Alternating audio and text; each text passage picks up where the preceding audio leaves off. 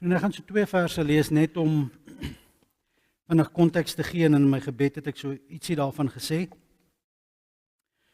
Ek het breedvoerig oor die eerste vers gepreek 'n tydjie terug, so jy sal onthou. Die hele vraag wat God vra, waar is jy? Ek lees hier in Genesis 3, vers 8 tot 10. Hulle het gehoor hoe die Here God in die tuin wandel teen die tyd dat die aandwind opkom. En die mens en sy vrou het vir die Here God weggekruip tussen die bome van die tuin. Maar die Here God het na die mens geroep en vir hom gevra: "Waar is jy?" En die mens het geantwoord: "Ek het hier oorwandel in die tuin en ek het bang geword, want ek is skaal, toe het ek weggekruip." Filippense 4 praat Paulus met die gemeente, en ek het dit nou die aand ook gelees, ek lees dit weer 'n keer. Filippense 4 daar vanaf vers 6. Moet oor niks besorgd wees nie, maar maak in alles julle begeertes deur gebed en smeking en met danksegging aan God bekend.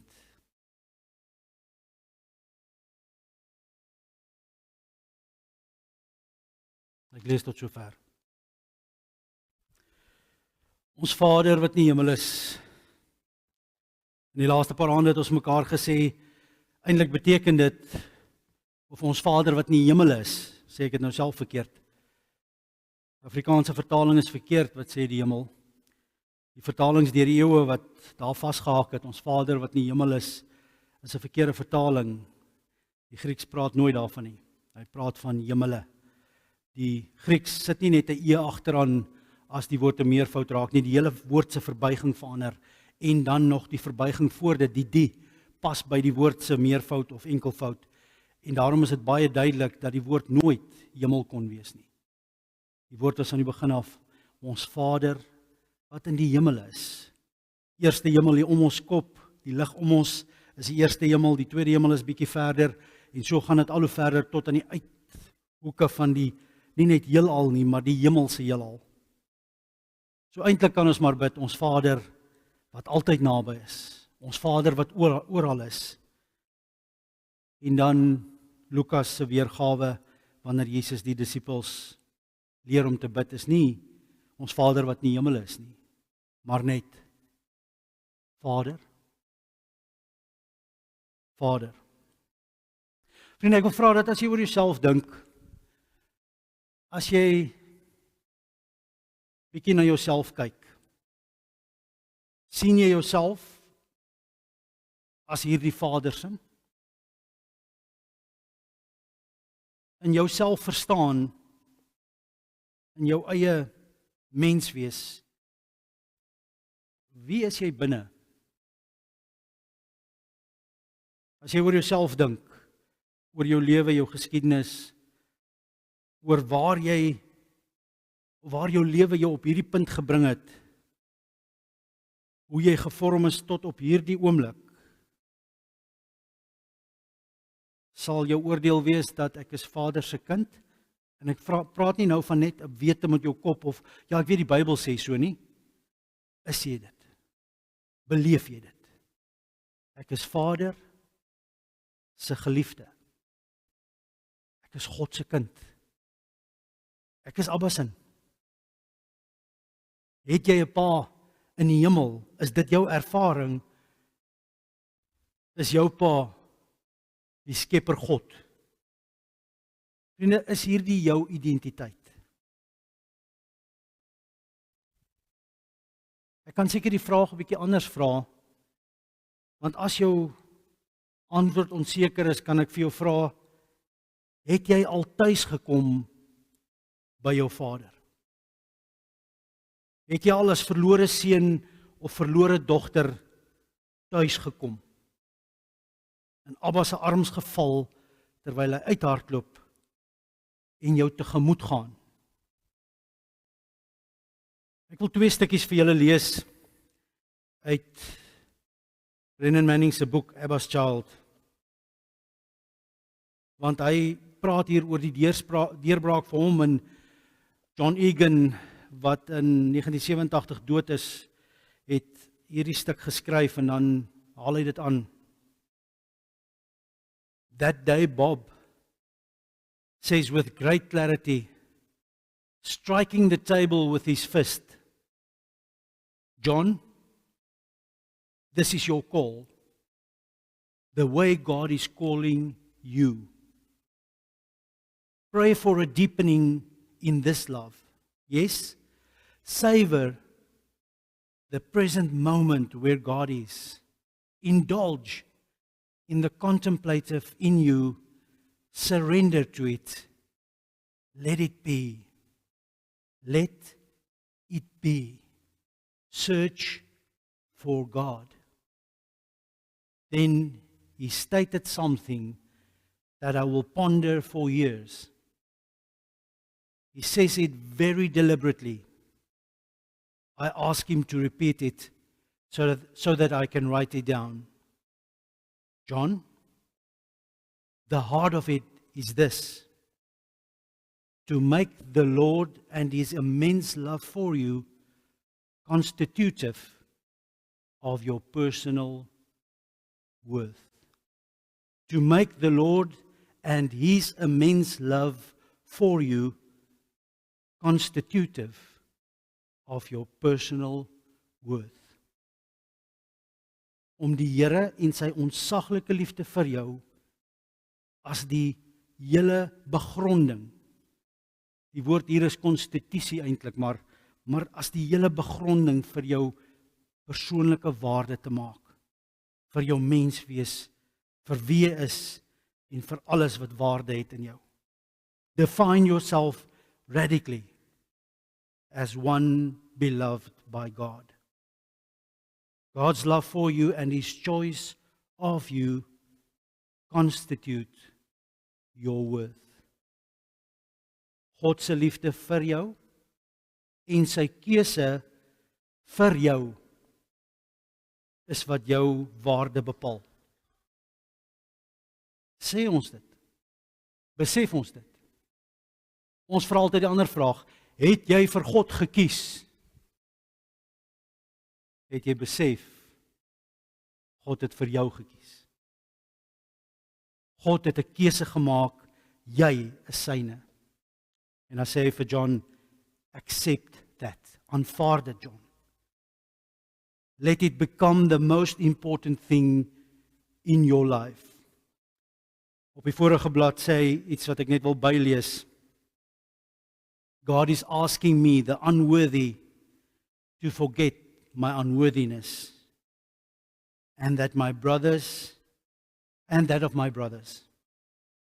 dare to advance in the love which has redeemed and renewed us all in God's likeness, and to laugh, after all, at the preposterous idea of worthiness. Vriende, as ons hierdie woorde wil kom bid, ons Vader wat oral is, Vader wat in die hemel is baie mense se probleem met gebed en met bid as aksie, dat hulle sukkel om hulle self in hierdie ding te plaas. En ek noem dit nou spesifiek so, hierdie ding waar jy onderworpe aan God, maar ook as sy kind kom staan en sê, Vader.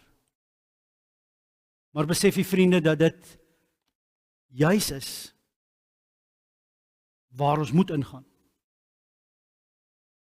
Om jouself in hierdie verhouding te plaas is eintlik elke keer as jy begin fokus op gebed, ek gaan nou met God, die Vader, met Abba praat, om jou gedagtes te vernuwe, om weer opnuut hier in te gaan en te sê, voor ek hierdie woorde sê, ons Vader wat in die hemel is, om weer vandag opnuut die genade te aanvaar, en weer myself te reset in, ek is God se. God het my gekies.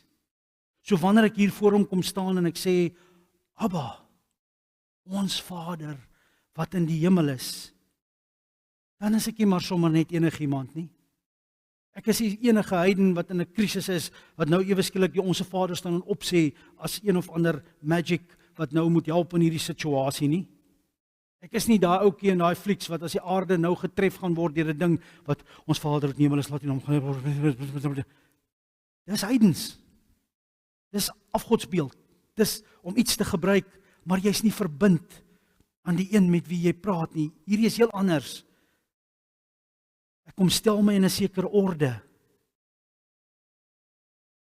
Om opnuut vanuit hierdie plek na Vader toe te gaan en te sê, ons Vader, die kind kom na hier toe, my Vader, en dan te besef, Vader wat oral is, gaan nou 1 tot 1, aangesig tot aangesig, met my in gesprek tree. So vriende, wanneer ons bid, voor ons begin bid, is dit nodig om ons verstand voor te berei. Dis nodig dat ons tyd vat om te fokus op God. Op wie God werklik is. Voor ons hierdie gebedjie net begin bid. Voor ons begin sê, ag, kom ons begin bid nou maar, ons Vader wat in die hemel is, laat U naam. Nee. Om te stop. Om myself voor te berei en te besef, ek gaan nou in gesprek met die Skepper God in, maar ook die een wat vir my gekies het.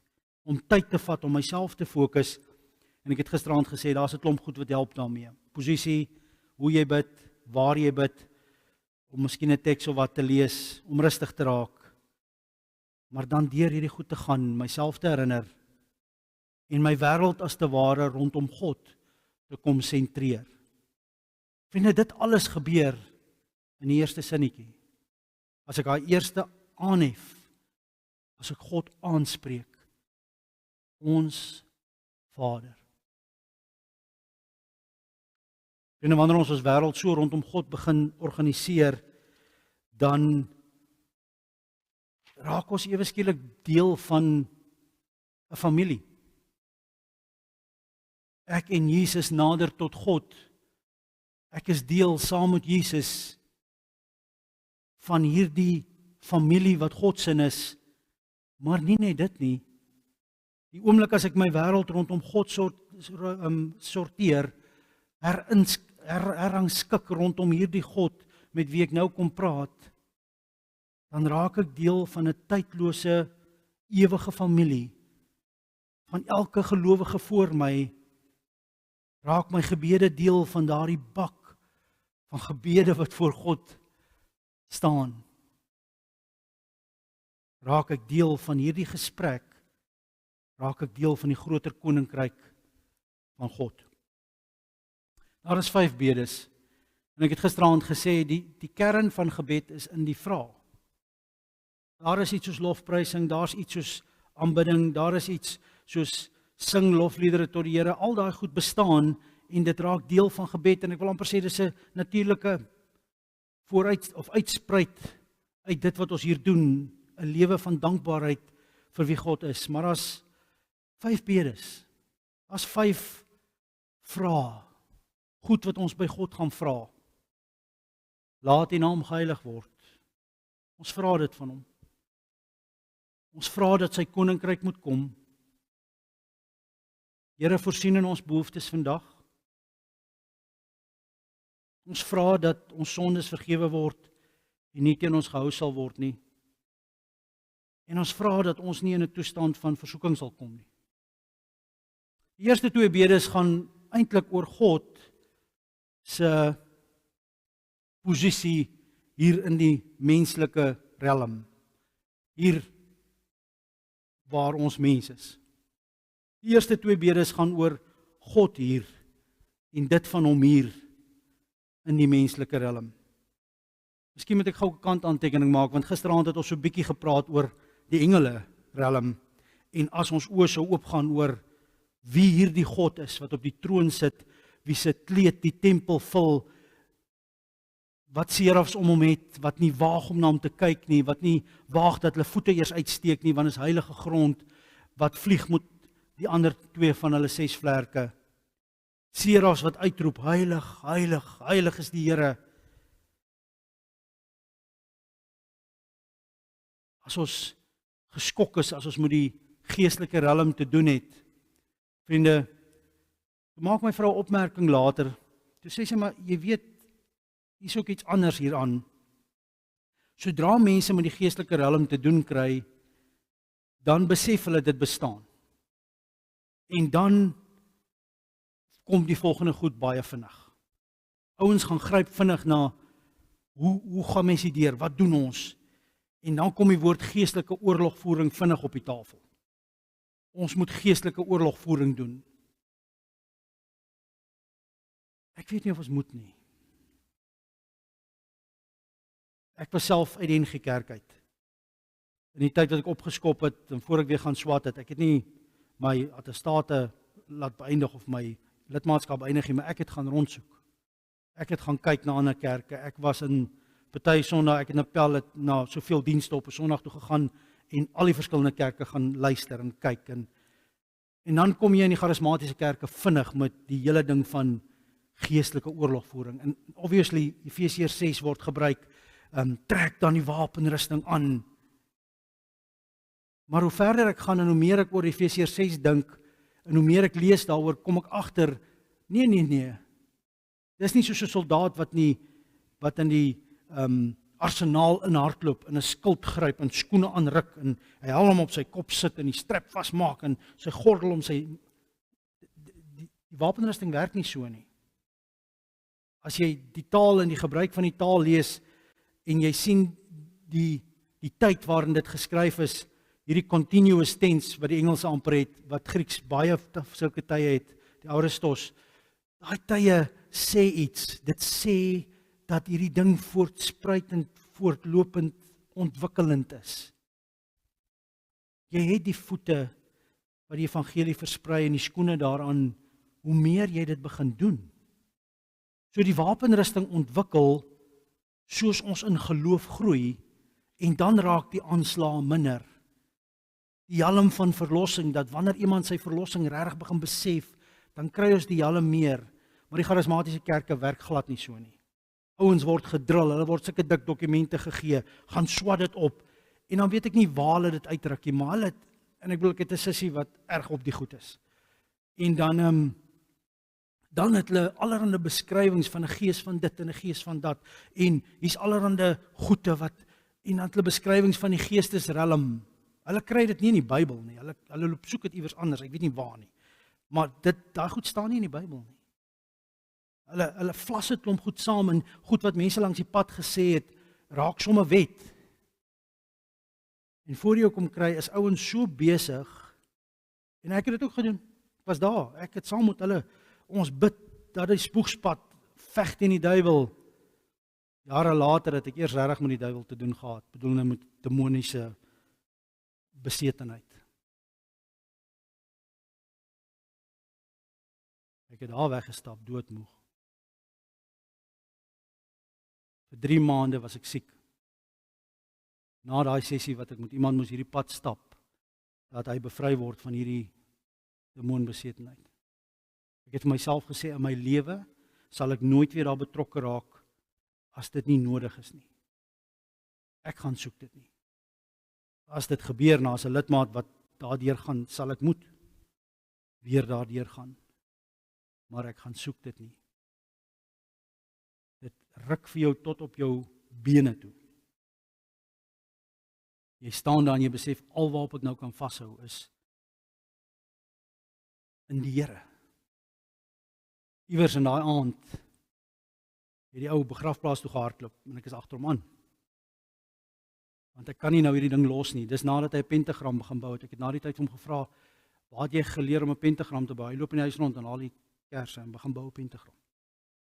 Waar het jy dit geleer? Sê hy, wat 'n pentagram? Na die tyd, toe ons deur dit is. Hy weet nie eers wat dit is nie, maar hy was besig om een te bou. En daar in die begrafplaas, toe praat ek met hom, en ek spreek hom aan. En toe raak daai ou bang dat hy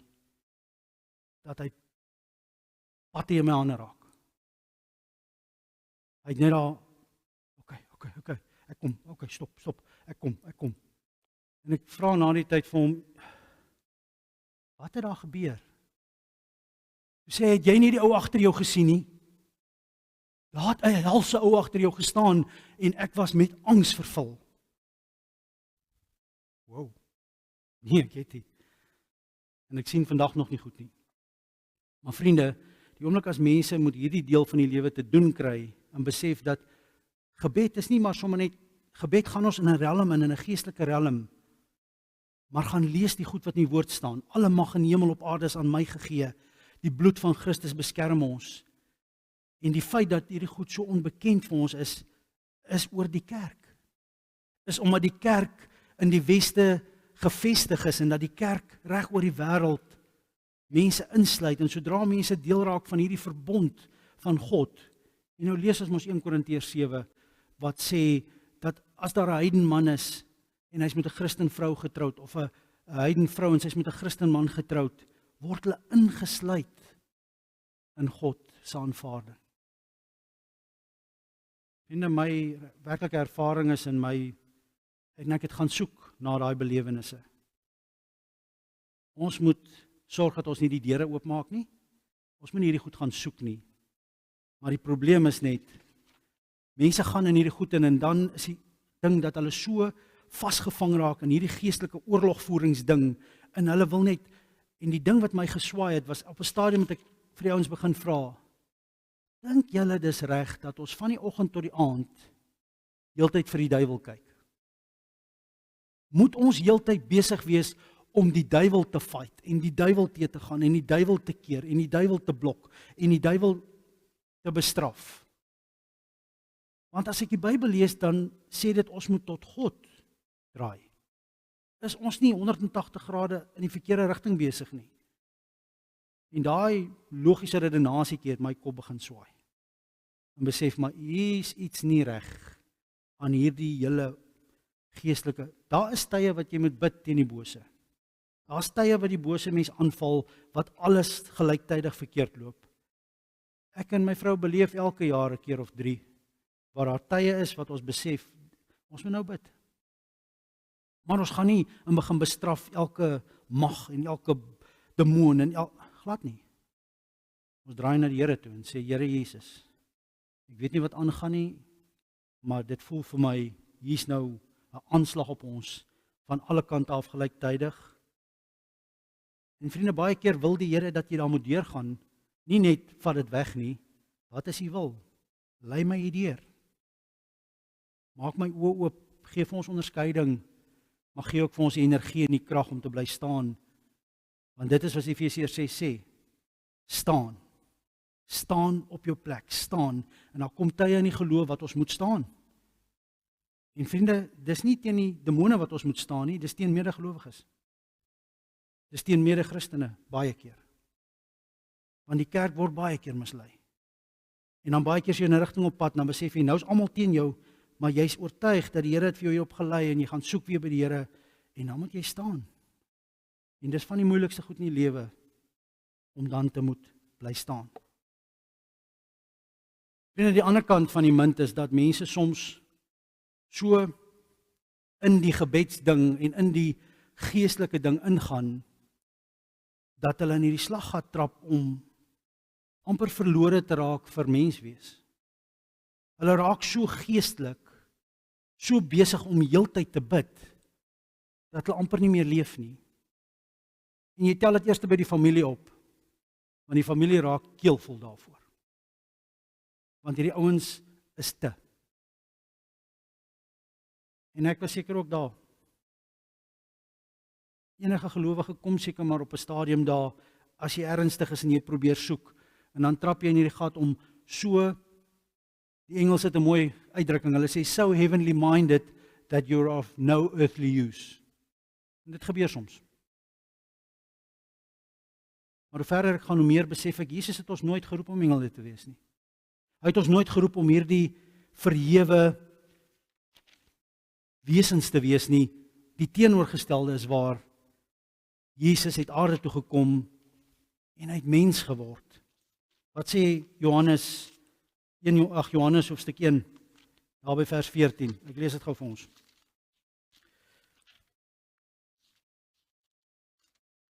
Daar is hy. Die woord het mens geword en onder ons kom woon. Die woord het mens geword. Wanneer die roeping is om mens te word. Eerlik mens te word. As jy vandag vir my vra, waar is die diepste geestelike pad? Dan is dit om jouself te word. In Christus. Nie net jouself te word en in die wêreld jouself te verwesenlik en alles te bereik wat jy kan. Dis glad nie wat ek sê nie. Ek sê om rondom jou persoonlikheid, om rondom jou skepingsidentiteit die volle mens te word wat God jou geskep het om te wees. Om te gaan ontdek wat is my persoonlikheidstipe en wat is die drawbacks van daai persoonlikheidstipe, want hy het inherente sonde in hom. En hoe moet ek met dit werk? Om eenvoudig, maar met substansie te leef. Om mens te begin raak in die genade van God en in daardie genade te bly staan en te leef, kreatief te leef. Ek dink dis die roeping. Maar terug na die eerste 2 bedes toe. Laat die naam geheilig word.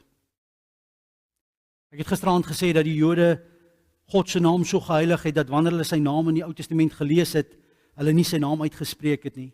En dat ons vandag nog nie weet of dit Jehovah of Yahweh, ons weet nie presies waar die vokale geval het nie, dit het verlore geraak as gevolg daarvan. Want wanneer Jode die 4 lettertjies gelees het wat Yahweh moes uitspreek, het hulle Elohim uitgespreek. Hulle wou nie eers sy naam sê nie. Want in die Joodse wêreld was 'n naam nooit net 'n naam nie. 'n Naam was nie 'n klank of 'n afkortingkie van 'n klank.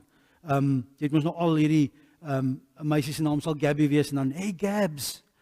Ons het al hierdie goedjies in ons wêreld, maar in die Joodse wêreld het dit glad nie so gewerk nie. Jou naam het jou identiteit, jou roeping, jou wese, jou huis van oorsprong en daarom so baie van hulle 'n L vooraan gehad het. L uit die huis van dit.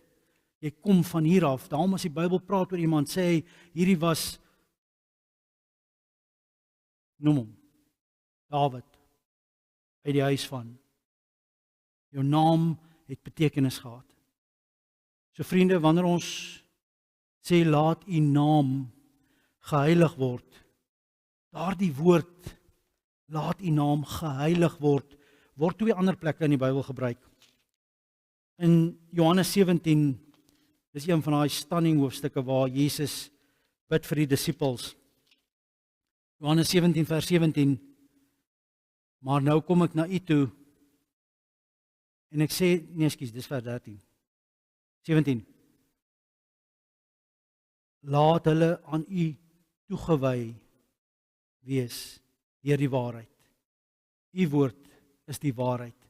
Hierdie toewy, sanctify is die Engelse woord.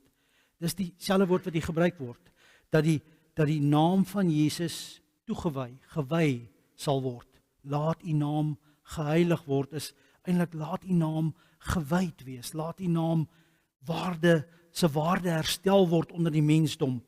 In 1 Tessalonisense 5 gebruik Paulus dieselfde woord wat daar gebruik word. Vers 23, ek lees dit gou. Maar God wat vrede gee, julle volkome aan hom toegewyd maak en julle heel en al na gees, liggaam en siel so bewaar dat julle onberispelik sal wees wanneer Jesus Christus kom. Toegewyd, gewyd, afgesonder, heilig gemaak. So vriende, die eerste reeltjie van hierdie gebed, die eerste ding wat ons vir God kom vra is, Here, ons kom vra, ons kom versoek dat u naam weer gewyd sal wees. En dis nie sommer om dowe neute nie, want in 'n sekere sin is dit die diepste nood van die mensdom. Die mensdom, en hier is 'n stukkie geheimenis, maar die mensdom, die mens se lewe gaan nie oor die mens se lewe nie.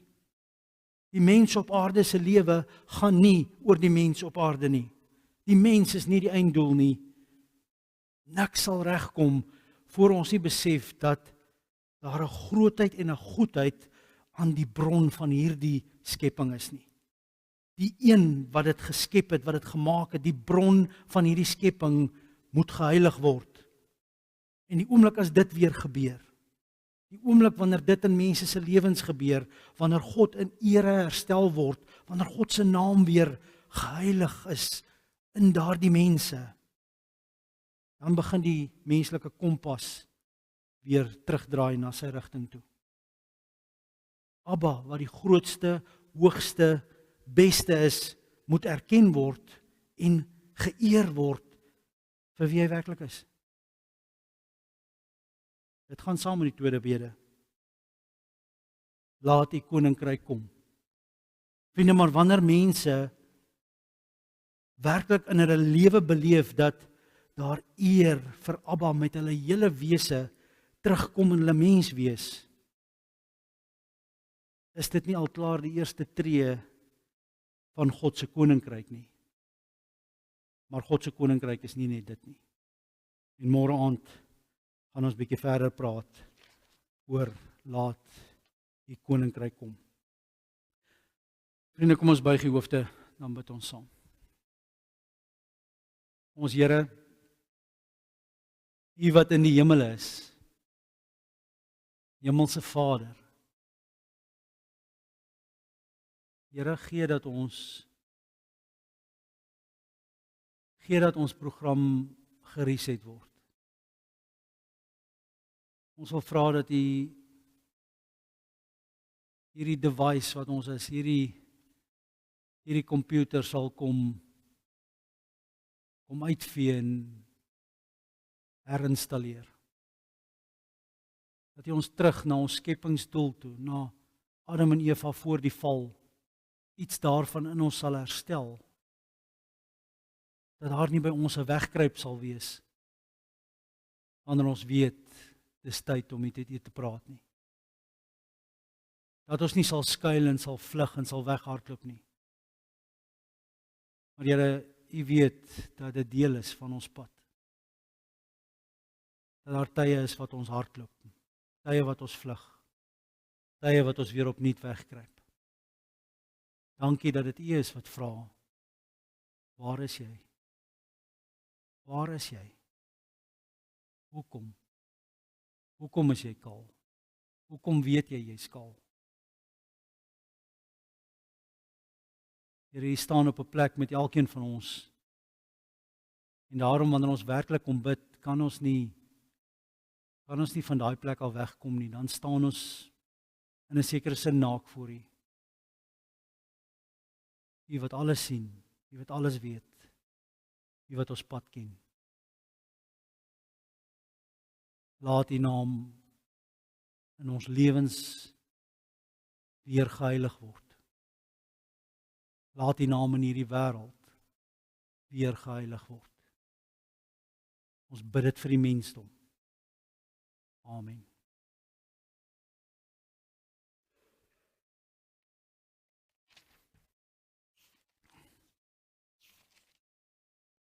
Vriende, ons gaan afsluit met 'n bekende lied. Kom ons staan sommer. Here, ons sal U loof.